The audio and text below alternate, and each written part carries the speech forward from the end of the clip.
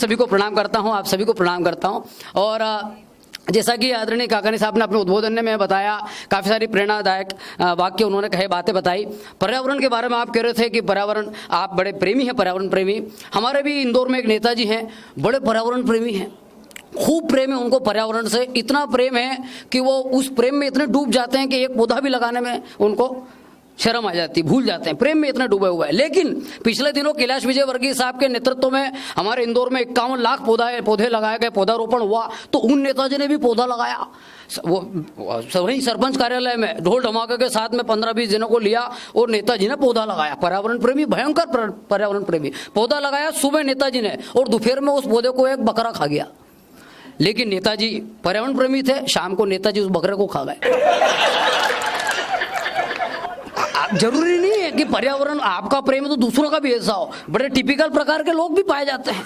आपने बीच में कहा कि आदरणीय काकानी साहब ने कहा कि मातृशक्ति यहाँ बैठी हुई हैं और मातृशक्ति आपको लेके आई। वाकई में ये बात आपकी जो है बड़ी अद्भुत है, बड़ी अच्छी भाव है उसके पीछे कि मातृशक्ति देश का नेतृत्व कर रही हैं। ये मातृशक्ति है, पुरुष ये तो सहन शक्ति है, बेचारा वो सहन कर ही रहा है, इसके अलावा उसके पास में कोई चारा भी नहीं है।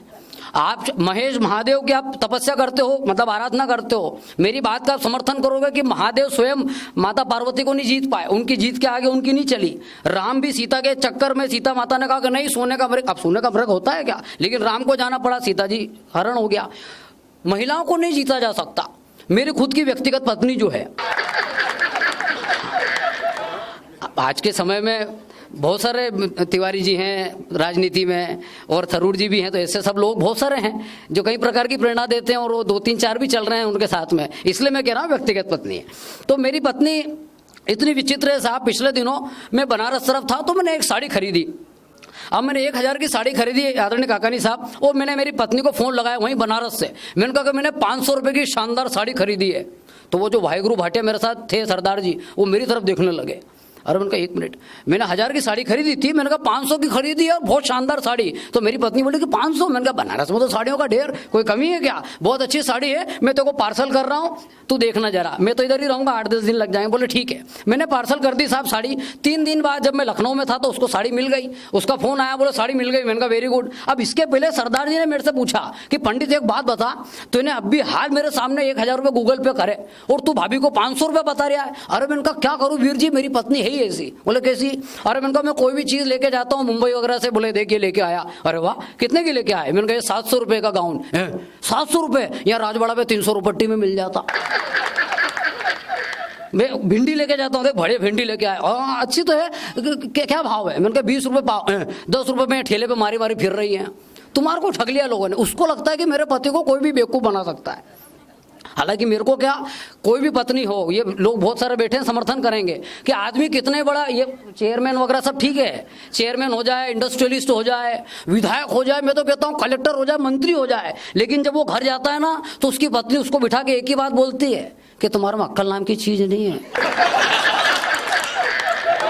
और ताली तो अगली बात में आपकी उठेगी, 100% उठेगी कि वो भी गर्दन हिला के हाँ ही भर रहा होता है, क्योंकि वो ये सोचता है कि अगर मेरे में अकल होती तो इससे ब्याह कौन करता।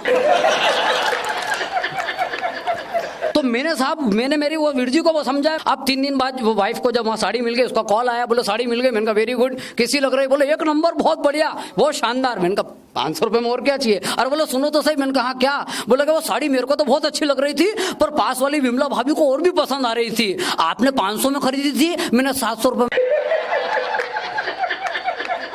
तालियां कमजोर हैं आप लोगों की अभी, इतनी विचित्र। अब आप कैसे, इनको मातृशक्ति है लेकिन अपन तो सहन कर रहे हैं, इनको नहीं जीत सकते आप साहब। पिछले दिनों में अपनी वाइफ के साथ घूम रहा साहब, देखना दुर्घटना है, मतलब वाइफ जवाब जो रहता है इनका वो इतना गजब का रहता है कि आप अनएक्सपेक्टेड सोच ही नहीं सकते, आप ब्रह्मा भी एक्सपेक्ट नहीं कर सकता।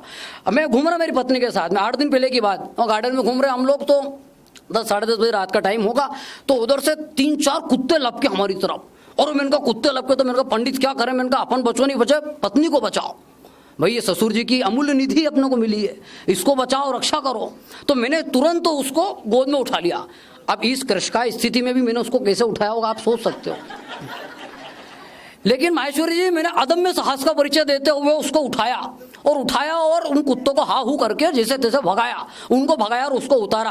तो अब मेरे को लगा कि ये मेरे को कुछ धन्यवाद कहेगी, प्यार भरी बात कहेगी, गले ही लगा लेगी, लेकिन वो बुरी तरह चिल्लाई। 4 जने के सामने वहीं चौराहे पे चिल्लाई बुरी तरह से और बोला कि मैंने लोगों को कुत्ता भगाने के लिए डंडा फेंकते हुए देखा, पत्थर फेंकते हुए देखा, लकड़ी फेंकते हुए देखा, लेकिन तुम्हारे जैसा बेशरम आदमी नहीं देखा जो कुत्ता भगाने के लिए पत्नी को ही फेंकने वाला था। आप बताओ, आप क्या करोगे? आप ये मरण होता आदमी का। प्रेम कहीं दिख रहा है आपको? नहीं। मैंने पिछले दिनों किचन के वहां खिड़की पे कोनी रख करके ऐसे ही प्रेम में कह दिया, यहाँ आप कपल्स लोग बैठे देखना, प्रेम आप तो कह रहे हो चल आपकी उम्र हो गई, ठीक है, समझ में आता है कि यार प्रेम है कि नहीं है, अगर थोड़ा कम भी होगा तो ठीक है समय के हिसाब कोई बात, लेकिन मेरी क्या उम्र है? लेकिन मैंने मेरी पत्नी को जो बोला और उसने जो रिटर्न जवाब दिया वो देखना साहब आप। मैंने पत्नी को बोला, मैंने कहा कि श्वेता, बोला हाँ, मैंने कहा मेरी ऐसी इच्छा हो रही है कि तेरे को गोद में उठा लूँ और गार्डन में ले चलूँ। तो वो मेरे को नीचे से ऊपर तक देखिए बोला कि तुमसे गैस की टंकी तो उठती नहीं है। जो ससुर जी हैं जिन्होंने ये प्रोडक्ट भेजा, उनके ऊपर क्या बीतती है? अभी सत्य घटना रतलाम में ही साहब, वहीं रतलाम में ही, नहीं मैं आपकी बात नहीं कर रहा हूं, मैं आपके इतनी बात बिल्कुल नहीं करूँगा। मैं वहाँ रतलाम में गार्डन में हम लोग बैठे हुए, अभी लगन सारा का टाइम, उस समय जनवरी फरवरी की बात होगी, तो 2 ससुर जमाई बैठे हुए और आपस में बात कर रहे थे। तो मैं पीछे बैठा हुआ, उनको मालूम नहीं कि पीछे जन्नाट भी बैठा हुआ है, पकड़ लेगा बात को। तो मैं चाय पी रहा हूँ, वो जमाई ने ससुर को बोला विनोद में कि क्या यार पापा, यार कैसी छोरी पकड़ा दी तुमने मेरे को, कैसी छोरी दी तुमने मेरे को, ये है क्या यार पापा, कैसी छोरी दी, दिन भर खिचकिच करती है, एक बात बोलो और 10 पकड़ाती है यार, दिन भर माथा फोड़ी करती, मेरा भेजा खराब कर देती यार, कैसी छोरी दी तुमने मेरे को। तो वो ससुर जी जमाई को 2 लाइन बोले खाली, कहता मैं कौन सा सुखी हूं कंवर साहब, मेरे भी तो उजड़े हुए अरमान हैं। अरे मैं कौन सा सुखी हूं जमाई साहब, मेरे भी तो उजड़े हुआ अरमान है, और तुम्हारे को तो खाली कपड़े का पीस दिया, पीस, मेरे पास तो पूरा का पूरा थान है। आप लोगों ने शपथ ग्रहण किया, इतना अच्छा शपथ लिया आप लोगों ने, शपथ को जैसा कि काकानी साहब ने विनोद में कह भी दिया कि पूरी भी करनी हो बात, अगर शपथ लिए तो पूरा भी करना है, वरना मेरे जैसे लोग हैं, मेरे से मिलो आप, मैं रोज शपथ ले रहा हूं, साल भर से रोज शपथ ले रहा हूं कि आज से चाय बंद, आज से चाय नहीं पीऊंगा। लेकिन जैसे ही मैं बोलता हूँ आज से चाय बंद, उसके 15 मिनट बाद ही पत्नी को धीरे से एक आधी कप बना देता हूँ, तो पत्नी को समझ में आ जाता है कि ये आदमी आज तक नहीं सुधरा, आप क्या सुधरेगा? बिल्कुल नहीं। शपथ आपने ली तो सबने ताली बजाई, वरना वहाँ पश्चिम बंगाल में एक आदमी ने शपथ ली साहब, एक ने शपथ ली और बाकी टीएमसी वालों को सबको पेट में मरोड़े आ गए, और शपथ लिए कार्यकारिणी बनाई आपने। बिहार में मंत्रिमंडल का विस्तार हुआ साहब, और मंत्रिमंडल का जो बिहार में विस्तार हुआ तो एक नए नए मंत्री बने, आपने देखा होगा सोशल मीडिया पे उनके वीडियोस आ रहे हैं, उनकी क्या हेल्थ अपडेट है वो तो आपको दिख ही रही है। मैं उस पर एक पैरोडी आपको सुनाता हूं, आपको आनंद आएगा, ताजा ताजा पैरोडी है, आप आनंद लेना कि बिहार के वो जो नए जो मंत्री हैं उनकी स्थिति कैसी है।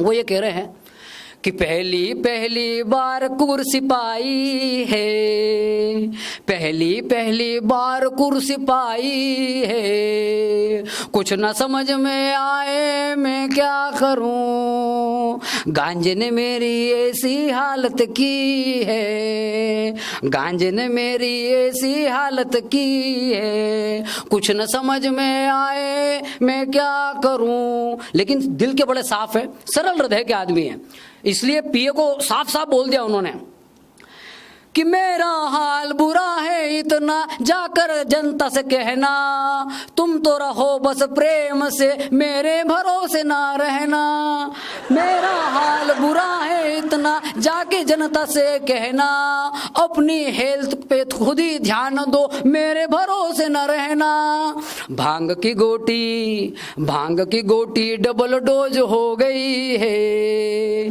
कुछ न समझ में आए मैं क्या करूं, पहली पहली बार खुशामद हुई है, कुछ न समझ में आए मैं क्या करूं। आदरणीय समाज, जब योग्यता को और अनुभव को दरकिनार करते हुए राजनीतिक लोग जब अपने परिवारवाद को महत्व दे देते हैं, तब एक आम मतदाता ठगा सा महसूस करता है। यदि बात आपको ठीक लगी हो तो आपका समर्थन मैं इस बात में चाहूंगा। एक मतदाता के ऊपर क्या बीतती है वही जानता है। हालांकि आप लोग बड़े टेंस्ड हो गए, मैं राजनीतिक बात नहीं करूंगा, ये इसलिए की क्योंकि ताज़ा ताज़ा बात थी। क्योंकि मैं अगर ज्ञान की बात करता हूं, जैसा कि अभी सर ने कहा गट्टानी जी के, इन्हें मेरे पास आके बोले यार रोहित भाई तुम्हारी हाइट और तुमको देख करके, उनकी बात सुनना, गट्टानी जी भी कवियों के बीच और शायरों के बीच में रह रह करके कितना विचित्र हो गए हैं। मेरे को अभी ताज़ा टिप्पणी की उन्होंने, बोले यार रोहित भाई एक बात बोलूं। मैंने कहा जी सर। बोले यार तुम्हारी हाइट देख के लगता है कि पूरे इस देश के एकमात्र तुम ऐसे कवि हो जो शुरू होते ही खत्म हो गए। मैंने कहा यार सर भगवान ने बनाया ही ऐसा है। मैं आपको बताऊं, इतने सारे मैं प्रोग्राम्स में जाता हूं, बहुत सारी जगह, वहां बहुत सारी विचित्रताएं इस कम हाइट को लेकर के हो जाती हैं। उस भगवान ने बनाया ही ऐसा है। अभी तो आपने ये माहेश्वरी समाज का अच्छा बढ़िया प्रोग्राम है, तो आपने बहुत अच्छा करा। ये माइक भी मैंने मेरी साइज का कर लिया अभी, नहीं तो पिछले दिनों उज्जैन में उलझ गया साहब में। वहां माइक ऐसा कि उसके हैंडल में जंग लगी हुई, वो ऊपर नीचे नहीं हुए, हिले ही नहीं, वो टच से मस नहीं हो। लेकिन भाभी जी वो माइक वाला बड़ा चंट वहां उज्जैन का, वो क्या करता कि कोई लंबा कवि आ जाए कविता सुनाने तो माइक के नीचे एक ईंट फंसा देता।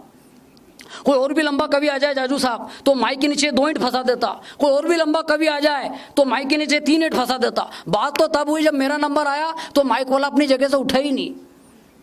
वो नीचे से ही बोला, आपकी तालियां उठा के नहीं रुकेंगे, वो नीचे से ही बोला, बोले रोहित जी। मैंने कहा क्या है? बोले काम करो माइक के नीचे से ईंट हटाओ, तुम्हारे नीचे ही फंसा लो।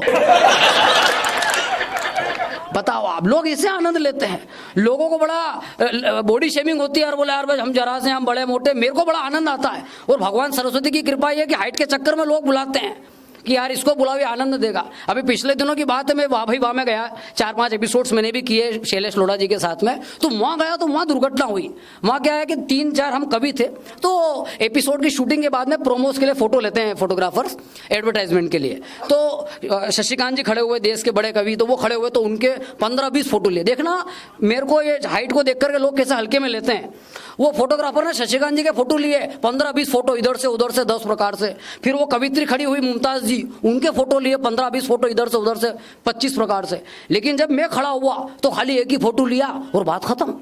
तो मैं बैठने लगा यार चुपचाप। तो दूसरे फोटोग्राफर ने उससे बोला, अरे बोले ले ले रोहित जन्नाट जी के ले ले फोटो यार। अरे बोले छोड़ यार। अरे बोले रोहित जन्नाट को बनाने में भगवान ने मेहनत नहीं करी, अपन काय को करो।